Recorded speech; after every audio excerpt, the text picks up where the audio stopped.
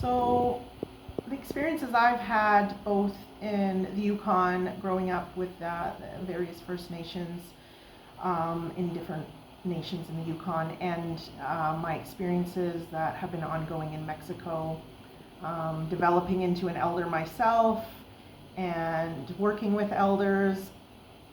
Probably the earliest message I can think of an elder telling me was in a wall tent in a summer camp on the Dempster Highway in the Yukon, where an elder noticed that I didn't play with the kids as much.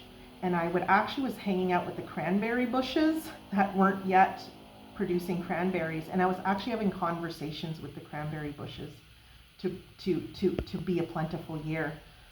And I did it quite quietly and shamefully. But this elder in the wall tent knew what I was doing, and she invited me in, and she was the first person who taught me how to bead. It was the first time I made a beaded piece, a daisy chain. I still have it.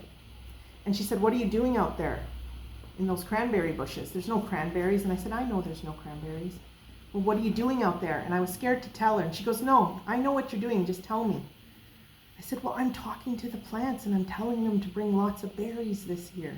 She said, "That's good." I said, "Really? I think that the kids would make fun of me." She said, "No.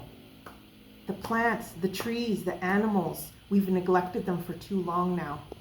We're in relationship with them and we need to talk to them. They're waiting for you to talk to them." So for me, that was a key teaching of an elder and of an older person. And I think what my elders that have taught me is they've seen the cycles of time. They've seen the cycles of politics. They've seen the cycles of colonization. They've seen the cycles of healing, of ceremony, and what it can do. They've witnessed things repeat themselves, and witnessed some changes happen, and witnessed some things staying exactly the same. That's what I think elders and older people have to offer.